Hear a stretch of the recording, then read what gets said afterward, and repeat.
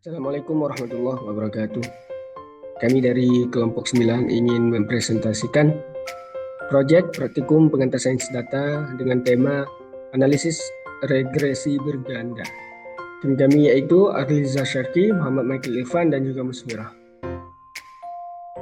Nah, di sini narasi kasus yang kami buat adalah di sebuah desa ada seorang dukun terkenal bernama Poppy. Yang sebenarnya Poppy ini adalah seorang pakar statistika menggunakan analisis statistika untuk memprediksi dan juga melihat kausalitas dari suatu permasalahan di desanya. Di mana suatu saat mahasiswa dari suatu kampus menghadap Poppy dan juga menyampaikan permasalahan mereka dan kebingungan mereka tentang nilai ujian yang berbeda-beda antara mahasiswa. Dan kemudian Poppy melakukan analisis di dalam kepala dia dengan proses-proses dan langkah-langkah sebagai berikut. Yang pertama, memanggil data sehingga dapat diketahui variabel-variabelnya. Pada data itu ada umur, jam belajar per hari, jam bermain medsos, jam menonton Netflix, persentase kehadiran, frekuensi latihan, jam tidur, dan nilai ujian. Dari summary kita dapat ketahui bahwa usia responden itu berada pada 17-24 tahun. Waktu belajar itu 0-8 jam per hari. Waktu penggunaan medsos 0-7 jam per hari. Waktu menonton Netflix 0,5 jam per hari. Tingkat kehadiran 56% sampai 100%. Durasi tidur 3,2 sampai 10 jam per hari. Frekuensi olahraga 0-6 kali per minggu. Dan nilai ujian 18,4 sampai 100. Baik, pada bagian EDA ini kita mulai dari histogram nilai ujian. Dari histogramnya terlihat kalau distribusi nilai cenderung berada di rentang menengah hingga tinggi. Frekuensi mulai naik dari nilai sekitar 40, lalu puncaknya berada di rentang 70 hingga 80, yang berarti sebagian besar siswa memiliki nilai pada kisaran tersebut. Setelah itu, frekuensi nilai mahasiswa turun setelah nilai 80. Walaupun ada nilai siswa yang mencapai 90 hingga 100, namun polanya menunjukkan distribusi yang sedikit miring ke kiri. Artinya, nilai-nilai tinggi lebih banyak dibandingkan nilai rendah. Pada pie chart, terlihat jelas bahwa kelompok nilai 60 hingga 70 dan 70 hingga 80 memiliki proporsi terbesar. Ini memperkuat hasil histogram bahwa mayoritas siswa berada pada kategori nilai menengah sampai tinggi. Sementara kategori 80 hingga 90 dan 90 hingga 100 porsinya itu lebih kecil, yang menandakan bahwa sebagian kecil siswa memiliki nilai yang lebih tinggi. Secara keseluruhan, kedua grafik ini menunjukkan bahwa performa siswa cukup baik dan cenderung terkonsentrasi di nilai tengah. Pada scatter plot di sini terlihat bahwa jam belajar, jam tidur, dan persentase kehadiran memiliki hubungan yang positif terhadap nilai ujian siswa, di mana semakin tinggi jam belajar, jam tidur, dan persentase kehadiran siswa, maka nilai ujian mereka juga akan cenderung meningkat. Pada scatter plot ini juga dapat dilihat hubungan antara jam bermain media sosial dan jam menonton Netflix, di mana dua variabel ini memiliki hubungan yang negatif terhadap nilai ujian siswa. Hal ini menunjukkan bahwa semakin banyak siswa menghabiskan waktunya untuk bermain media sosial dan menonton Netflix, maka nilai ujian siswa cenderung akan semakin menurun. Pada slide ini, kami menampilkan model regresi linear berganda, yang mana kami ingin melihat faktor-faktor yang mempengaruhi nilai ujian. Dari hasil RStudio menunjukkan bahwa jam belajar mempunyai pengaruh paling besar, di mana setiap penambahan 1 jam belajar maka akan meningkatkan nilai siswa tersebut sebesar 9,6 poin. Sebaliknya, waktu bermain gadget atau bermain media sosial justru menurunkan nilai siswa, yaitu sebanyak 2,6 poin setiap 1 jam penambahan. Kemudian, untuk jam tidur, setiap peningkatan 1 jam tidur menaikkan nilai sekitar 1,994 poin. Begitu juga dengan frekuensi latihan, di mana setiap sekali atau 1 jam peningkatan latihan per minggunya, maka akan meningkatkan nilai siswa sebesar 1,46 poin. Nah, dari model regresi ini juga kita dapat memprediksi apabila siswa tersebut tidak melakukan apapun, maka dapat diprediksi bahwa nilai siswa tersebut sebesar 24,554.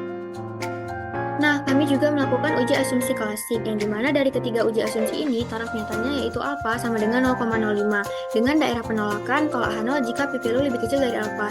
Yang pertama itu ada normalitas, kami menggunakan Jarque-Bera. Hipotesisnya yaitu H0 sama dengan galak menyebar normal, sedangkan H1-nya galak tidak menyebar normal. P-value yang didapat yaitu 0,05162. Yang kedua ada autokorelasi, kami menggunakan Durbin-Watson. Hipotesisnya yaitu H0 sama dengan tidak ada autokorelasi, sedangkan H1 terdapat autokorelasi. P-value yang didapat yaitu 0,0863. Yang terakhir ada homoskedastisitas, kami menggunakan Brios-Pagan. Hipotesisnya yaitu H0 sama dengan ragam galak homogen, dan H1-nya ragam galak tidak homogen. P-value yang didapat yaitu 0,07332. Karena P-value dari masing-masing uji lebih besar daripada alfa, maka keputusannya itu terima H0. Kondisinya yaitu semua asumsi terpenuhi. Selanjutnya ada asumsi multikolinearitas, yaitu menggunakan variance inflation factor atau VIF.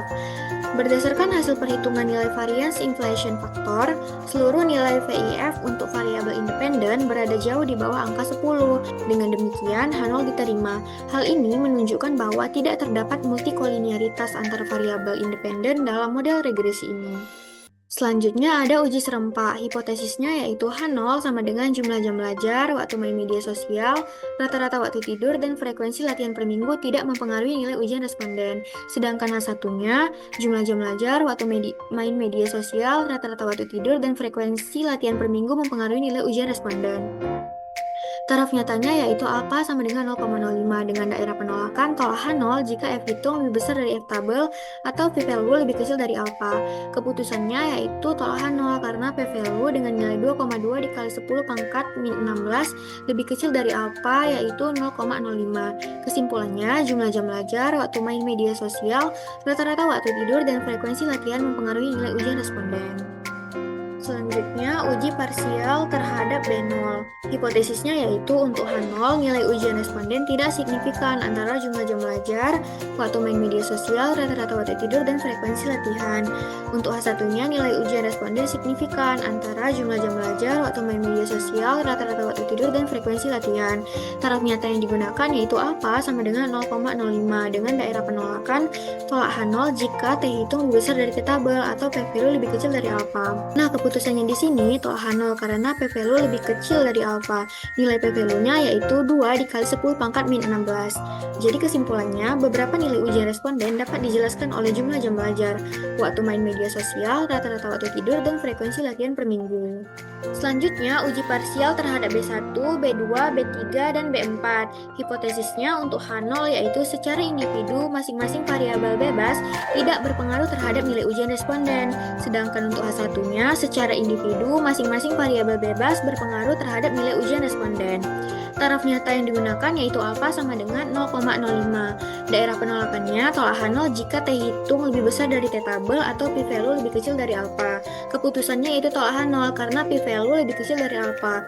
P-value masing-masing variabel bebas bernilai 2 dikali 10 pangkat min 16. Kesimpulannya, masing-masing variabel bebas berpengaruh terhadap nilai ujian responden. Selanjutnya kita dapat melihat koefisien determinasi berdasarkan output RStudio. Dapat kita ketahui bahwa nilai R square-nya itu adalah sebesar 0,7664 yang menunjukkan bahwa sekitar 76,64% variasi nilai ujian dapat dijelaskan oleh variabel waktu belajar per hari, waktu penggunaan media sosial, jam tidur, dan frekuensi olahraga dalam model regresi yang digunakan. Kita dapat mengambil kesimpulan yang dimana model regresi yang kami dapatkan yaitu Y sama dengan 24,554 tambah 9,636 X1 kurang 2,591 X2 tambah 1,994 X3 tambah 1,456 X4. Dapat kita lihat di sini bahwa jam belajar, durasi tidur, dan frekuensi latihan berpengaruh positif terhadap nilai ujian. Sedangkan waktu bermain media sosial dia bernilai negatif. Semua uji asumsi klasik terpenuhi. Uji F menunjukkan bahwa keempat variabel secara bersama-sama berpengaruh signifikan terhadap nilai ujian. Untuk uji T menunjukkan setiap variabel independen berpengaruh signifikan secara individual. Dan nilai koefisien determinasi sebesar 0,7664 yang berarti 76,64% variasi nilai ujian dapat dijelaskan oleh model. Dan kesimpulan akhirnya adalah model dianggap layak, valid, dan dapat digunakan untuk prediksi berdasarkan kebiasaan belajar dan gaya hidup siswa.